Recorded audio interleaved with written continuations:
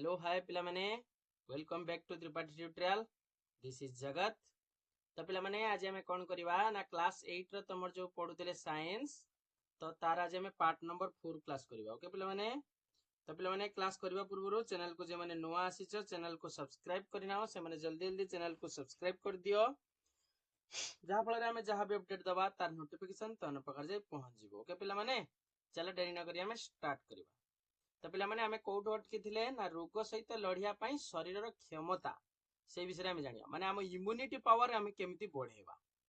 हला। Immunity power जते सब जीवसार जातीय खाद्य खाइले ही हम इम्यूनिटी पावर बढ़िबो। आस जानिबा ताको कहै जे रोग प्रतिरोधक शक्ति। देखो पिला माने से कहूची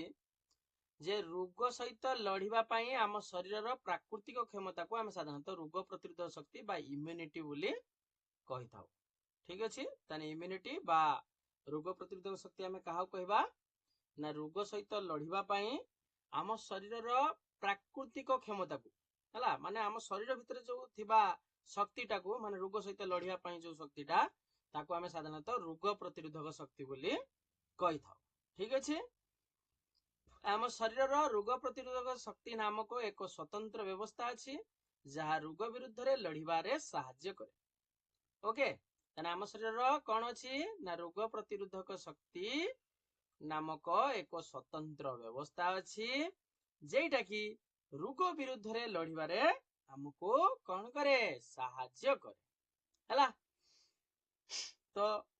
किछि तमर जो रोग प्रतिरोधक शक्ति ऑलरेडी तमर शरीर थाए आउ किछि हमको निजको किछि रोग प्रतिरोधक शक्ति तैयारी करते पड़े हला। तो आस जानिबा तो गुटे टीका नवा द्वारा कौन हुए ना आम शरीर क्षतिकारक जीवाणु को तथा चिन्हिबा प्रतिरोध करिबा पई प्रतिरक्षा प्रणाली को बढ़ाई देई किछि रोग सह लढिबारे सहाय्य करे। ओके एक रोग प्रतिरोधक शक्ति किंबा टीकार संस्पर्श रे आसीबा परे विकसित होइतिबा प्रतिरोधक शक्ति को अर्जित प्रतिरोधक शक्ति कुहा जाय हला। माने ऑलरेडी जेटा तमरो रोग प्रतिरोधक शक्ति तम शरीर भितरे अछि ताको कहबा होची जन्मगत हला। आ गुटे होची गुटे परिपर्शरु जे शक्तिटा हमको मिलला ताको कहबा अर्जित प्रतिरोधक शक्ति हला। ताने कहूची एक रोग प्रतिरोधक शक्ति किंबा टीकार संस्पर्श रे आसीबा द्वारा माने गुटे धर कोविड हेला परे आमे किछ कले ना होची गुटे टीका गुटे नेले हला। तो से कोविड जो टीका नेले तो सेटा ही हमर होची कोन ना गुटे अर्जित प्रतिरक्षा शक्ति बोली कहिता। ठीक अछि तो एटा को केमिति ये करा जाय ना कहूची दुर्बल किंबा मृत रोगकारक अणुजीव यथा भूताणु बा बीजाणु किंबा निष्क्रिय ओ अण क्षतिकारक रोगकारक अणुजीवर अंशरू विभिन्न उपाय रे टीका तैयारी करा जाय हला। जेमिति धर कहबा विषरु विष तैयारी करा जाय साप विषरु विष तैयारी करा जिवो हला। सेमिति माने गुटे रोगकारक अणुजीवरू ता मृत कोष हला बा निष्क्रिय कोषरू आमे साधारणतः हमर कौन करू ना विभिन्न उपाय टीका तैयारी करि थाउ। ठीक अछि ए गुटे कथा मन रखियो प्रथम टीका तमर होची बसंत टीका जेटा कि जने इंग्रेज डाक्टर एडवर्ड जेनर ताको आविष्कार करथिले हला। माने गु बसंत रो ना अनुसार से होची ताको नाडा इयो करथिले ला। हो देखो आधुनिक टीकाकरण पूर्वरु भारत रे बसंत रोगरु रक्षा पाइया पई प्रतिरोध सृष्टिकारी भेरियोलेशन नामक एक पारंपरिक पद्धति थिला। कौन थिला प्रतिरोध सृष्टिकारी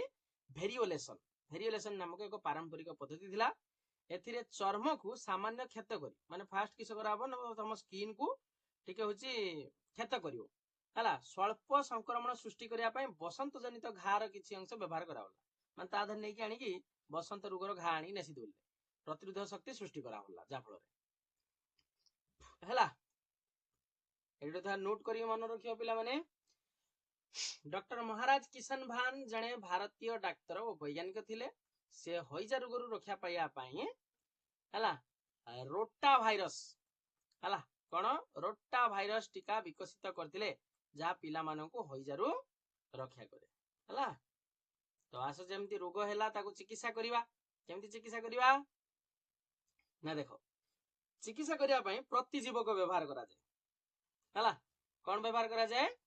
प्रतिजीवक बा जीवघ्न बोली ताको कहा जाए प्रतिजीवक नामक औषध व्यवहार करा जाए रोग चिकित्सा पई एंटीबायोटिक्स आदि प्राणी और भूताणु द्वारा होउतिबा संक्रमण विरुद्ध रे काम करे नाही देखो जदि कोनोसी तमरो आदि प्राणी बा भूताणु जनित कोनोसी रोग हेछि तान तमे जेते एंटीबायोटिक्स खाओ से कोनोसी काम करिवो नाही तेणु सेति पई प्रतिजीवक को प्रवेश करा जाए हला आसे देखिबा प्रथम आविष्कृत प्रतिजीवक कोन देखो पेनिसिलिन होछि गोटे प्रतिजीवक पेनिसिलिन होछि एपरि एक प्रतिजीवक जहा कि तमरो केबे ना लंडन जने बीजाणुविद अलेक्जेंडर फ्लेमिंग 1928 रे आविष्कार करथिले केते मसिया रे 1928 मसिया रे आविष्कार करथिले केउटु पाइले से ना फिम्पी फिम्पी फिम्पी हला फिम्पी एपरि एक पदार्थ जहा रोगकारक बीजाणु को मारि दैथाय यह पेनिसिलिन भली प्रतिजीवक सृष्टि कला जहा बीजाणु संक्रमण चिकित्सा पई व्यवहार होतला आ सेटा को ही प्रथम एंटीबायोटिक्स बोले कुआ जाय आ पिला माने मन रखियो विभिन्न प्रकार जीवघन जो हमर अछि ट्रेप्टोमाइसिन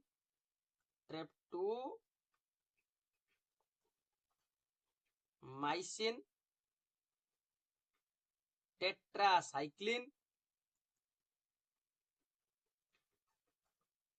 हला ट्रेप्टो कहबनी स्ट्रेप्टोमाइसिन बोली कहबो हला स्ट्रेप्टोमाइसिन टेट्रासाइक्लिन एरिथ्रोपोएटिन